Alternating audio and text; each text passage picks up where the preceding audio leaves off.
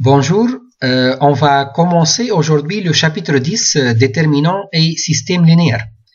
Donc, comme d'habitude, dans ce chapitre, K désigne R ou C, c'est-à-dire on va travailler dans l'ensemble des nombres réels ou bien l'ensemble des nombres complexes. On commence par la partie A, déterminants. Tout d'abord, on va voir définition et exemple. Soit A appartient à MNK. Donc, je rappelle, MNK, c'est l'ensemble des matrices carrées d'ordre n à coefficient dans K. Donc, ici, pour parler du déterminant, on va prendre uniquement les matrices carrées. On appelle le déterminant de A et on note det A. Voilà, donc c'est ça la notation qu'on va utiliser. Le scalaire noté comme ça, voilà, déterminant de A égale, voilà, donc c'est la matrice en fait, ce sont les coefficients de la matrice A, mais entre double barre. Au lieu de mettre deux parenthèses, on va mettre double barre. Et donc, le déterminant, c'est un scalaire. Voilà, on va voir prochainement les méthodes qu'on va utiliser pour calculer ce déterminant-là. On va voir maintenant le premier cas particulier lorsque n égale à 2. Dans ce cas, déterminant de A s'écrit sur la façon suivante. On a A, B, par exemple, dans la première colonne, C, D dans la deuxième colonne. Et pour calculer ça, il suffit de faire A fois D moins B fois C, tout simplement. C'est-à-dire, c'est le produit des coefficients qui sont dans la diagonale A fois D moins le produit des coefficients qui sont dans l'autre diagonale, c'est-à-dire la diagonale opposée. Et donc, on va voir AD moins BC. On va voir des exemples. On commence par le premier exemple, soit A la matrice suivante. Moins 1, 2 dans la première ligne, 3, 5 dans la deuxième ligne. Donc, vous voyez ici, on va travailler avec une matrice carrée d'ordre 2. Donc, ici, les coefficients sont réels. Donc, le déterminant de A, ça sera donc de la façon suivante. Il suffit de remplacer les parenthèses par double barre. Et pour calculer ça, on va revenir à la formule précédente. Donc, ceci va être est égal, moins 1 fois 5, c'est-à-dire moins 5, moins 3 fois 2, c'est-à-dire 6. Et donc, ceci va être égal moins 11. Et donc, vous voyez bien que le déterminant, c'est un scalaire. Un autre exemple, soit A maintenant la matrice suivante. 0 moins 3 dans la première ligne, 4 moins 1 dans la deuxième ligne. Alors, le déterminant de A, ça sera noté de la façon suivante. On écrit double barre au lieu des parenthèses. Maintenant, on applique la formule. Donc, ceci va être est égal 0 fois moins 1, c'est-à-dire 0, moins 4 fois moins 3, c'est-à-dire moins 12. Et donc, le déterminant égale à 12. Et donc, vous voyez bien que dans tous les cas, le déterminant, c'est un scalaire. C'est-à-dire, c'est un nombre réel ou bien c'est un nombre complexe selon ce que les coefficients, est-ce qu'ils sont dans R ou bien ils sont dans C. Maintenant, on va voir le deuxième cas particulier lorsque n égale à 3. Dans ce cas-là, le déterminant, on va le noter de la façon suivante. Par exemple, la première colonne, je vais noter A1, B1, C1. La deuxième colonne, A2, B2, C2. Et la troisième colonne, A3, B3, C3. Pour calculer ce déterminant, on utilise l'une des trois méthodes suivantes. Donc, on va voir trois méthodes, ou bien règle de Sarus, ou bien méthode du triangle, ce qu'on appelle, ou bien la méthode du développement suivant les lignes ou les colonnes. Donc, pour calculer le déterminant d'ordre 3, on va utiliser l'une de ces trois méthodes. On va commencer par la règle de Sarus. Donc, je rappelle le déterminant de A, donc c'est le scalaire suivant. Maintenant, pour calculer ce déterminant-là, on va écrire la première colonne et la deuxième colonne à côté du déterminant. C'est-à-dire A1, B1, C1 et A2, B2, C2. Maintenant, le déterminant est égal, le produit suivant, A1 fois B2 fois C3, plus A2 fois B3 fois C1, plus A3 fois B1 fois C2. Moins, on ouvre deux parenthèses, maintenant on va changer le sens. C'est-à-dire, on va faire maintenant C1 fois B2 fois A3, plus C2 fois B3 fois A1, plus C3 fois B1 fois A2.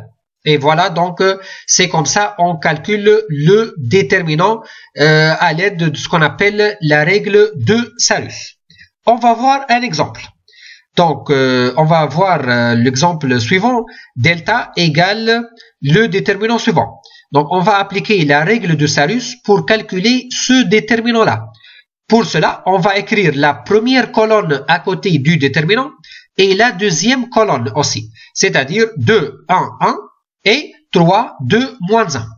Maintenant, le déterminant, ça sera égal 2 fois 2 fois 1, c'est-à-dire 4, plus 3 fois 3 fois 1, c'est-à-dire 9, plus 5 fois 1 fois moins 1, c'est-à-dire moins 5. Maintenant, on va faire moins, on va ouvrir des parenthèses et on va changer le sens. On va faire maintenant 5 fois 2 fois 1, c'est-à-dire 10, plus 2 fois 3 fois moins 1, c'est-à-dire moins 6, plus 3 fois 1 fois 1, c'est-à-dire 3. Or, donc si on va revenir au calcul, ceci va donner 8, 13 moins 5, et ceci va donner 7, d'accord, 4 plus 3. Et donc, tout calcul fait, on va trouver 1, 8.7. Donc, ce déterminant est égal à 1. Voilà, et ceci en utilisant la règle de Sarius. On va voir maintenant la deuxième méthode, ce qu'on appelle la méthode du triangle. Il s'agit de rendre la matrice A sous forme triangulaire, voilà, inférieure ou supérieure, puis le déterminant, ça sera le produit des coefficients diagonaux. Voilà. Donc, c'est comme ça qu'on va calculer le déterminant à l'aide de la méthode du triangle.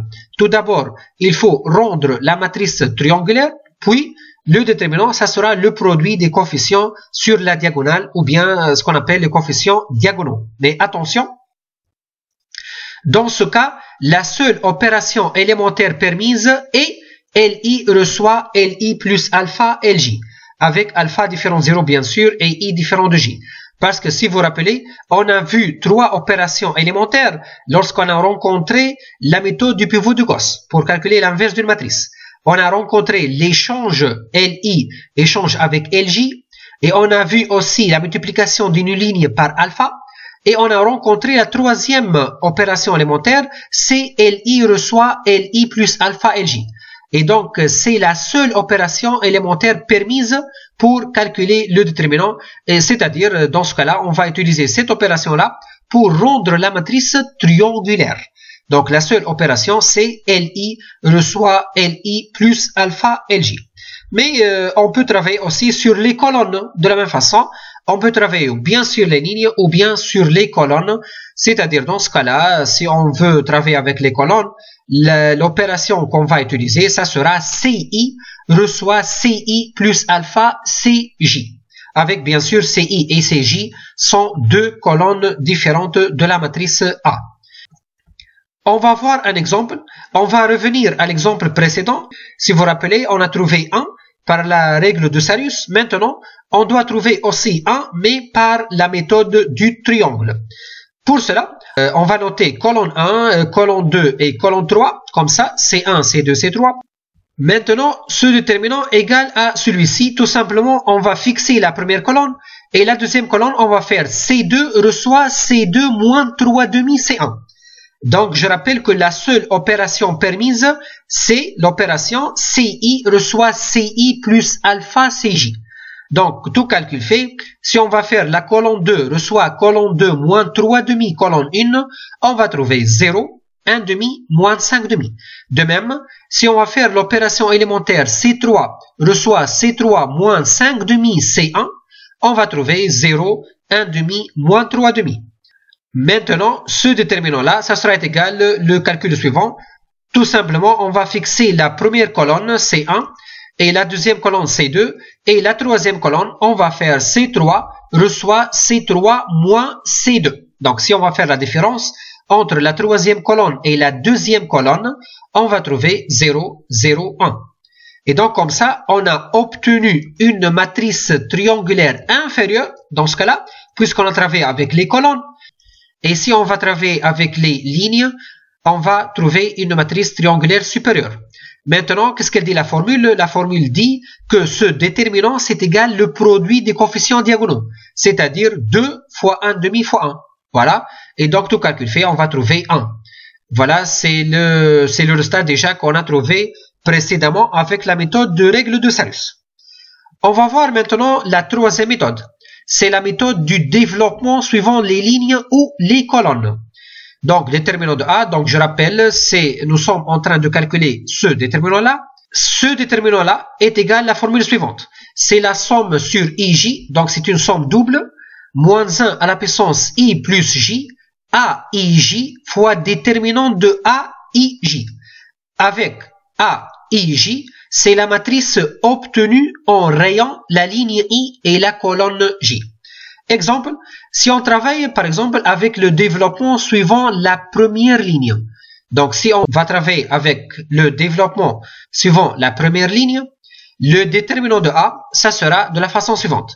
Ça sera égal moins 1 puissance 1 plus 1 fois 1, 1, 1 fois déterminant A, 1, 1 plus moins 1 à la puissance 1 plus 2 A, 1, 2 fois déterminant A, 1, 2 plus moins 1 à la puissance 1 plus 3 fois 1, 1, 3 fois déterminant de la matrice A, 1, 3. Par exemple, moins 1 puissance 1 plus 1, ça c'est égal à 1. Moins 1 puissance 1 plus 2, ça c'est égal à moins 1. Et moins 1 puissance 1 plus 3, ça c'est égal à 1. Donc vous remarquez ici, ils sont alternés. Moins 1 puissance, donc une fois on trouve 1 et une fois on trouve moins 1, selon la parité de I plus J. Si I plus J est pair, on va trouver 1. Et si I plus J est impair, on va trouver moins 1. Maintenant, par exemple, le A11, c'est quoi la matrice A1? C'est la matrice obtenue en rayant la ligne 1, colonne 1. Voilà. C'est-à-dire, le déterminant de A1, c'est le déterminant suivant. C'est-à-dire, c'est le déterminant A22, A23, A32, A33. Et c'est un déterminant d'ordre 2. Donc, il est facile à calculer. Maintenant, par exemple, la matrice A12, c'est la matrice obtenue en rayant la ligne 1, colonne 2. Et donc, le déterminant de A12, on va trouver le déterminant suivant, A21, A23 dans la première ligne, ensuite A31, A33 dans la deuxième ligne.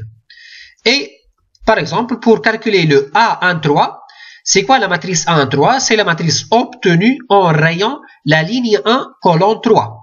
D'accord? Et donc, le déterminant de A13, c'est le déterminant suivant, c'est-à-dire c'est le déterminant A12, A22 dans la première ligne, ensuite A31, A32 dans la deuxième ligne. Et donc, si on va revenir, le déterminant de A, ça serait égal à cette somme-là, en fait. Voilà, A11 fois le premier déterminant, moins A12 fois le deuxième déterminant, plus A31 fois le troisième déterminant. Mais n'oubliez pas, les déterminants d'ordre 2, pour les calculer, on va utiliser la formule qu'on a vue précédemment. C'est-à-dire la formule pour le déterminant d'ordre 2. La formule est très facile, AD moins BC. Voilà, tout simplement pour calculer les déterminants d'ordre 2. Et voilà, comme ça, on peut trouver le déterminant de A. Par exemple, si on veut faire même chose, si on veut faire le développement suivant la deuxième ligne, voilà, on va utiliser donc la même formule. On peut faire aussi le développement suivant la troisième ligne. De la même façon, on applique la formule.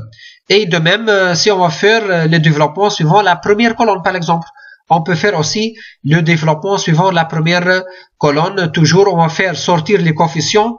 Moins 1 puissance I plus J, donc voilà, selon le I plus J, est-ce que les paires ou bien impaires, fois le coefficient AIJ, fois le déterminant de la matrice AIJ. Avec, je rappelle que AIJ, c'est la matrice obtenue en rayant la ligne I et la colonne J. On va voir un exemple. Toujours, on revient à l'exemple précédent, le delta, qu'on a calculé par deux méthodes jusqu'à maintenant, la méthode de la règle de Sarus et la méthode du triangle. Maintenant, on va utiliser la méthode du développement. On va utiliser par exemple le développement suivant la première ligne. Et donc, on va trouver le calcul suivant. Delta égale 2 fois le déterminant d'ordre 2 suivant, moins 3 fois déterminant d'ordre 2, plus 5 fois déterminant d'ordre 2. En effet. Donc, le 2, c'est tout simplement, voilà, c'est le coefficient, la première ligne, première colonne. Puis, on va rayer, voilà, on va rayer la première ligne et la première colonne, on va trouver le déterminant d'ordre 2 suivant. Ensuite, on va faire sortir le 3, mais avec un signe moins, c'est-à-dire moins 3 fois le déterminant obtenu en rayant la première ligne et deuxième colonne. C'est-à-dire, on va trouver le déterminant 1, 3, 1, 1. Et finalement, on va faire sortir 5, voilà, fois le déterminant d'ordre 2 suivant en rayant la ligne 1, colonne 3. Maintenant, on va revenir. Le déterminant qui est en rouge, on va trouver 5. Le déterminant qui est en bleu, on va trouver moins 2. Et le déterminant qui est en jaune, on va trouver moins 3. Et donc, le delta, ça sera égal 10 plus 6 moins 15. Tout calcul fait, on va trouver 1. Et voilà, donc, vous remarquez bien que le déterminant delta égale à 1 par 3 méthodes différentes. Par la règle de Sarus, ou bien par la méthode du triangle, ou bien par la méthode du développement suivant les lignes, ou bien suivant les colonnes. Donc ici, on a utilisé la méthode du développement suivant la première ligne. Même chose si on a faire, par exemple, le développement suivant la deuxième ligne, ou bien la première colonne, ou bien la deuxième colonne. On va trouver aussi que le déterminant est égal à 1.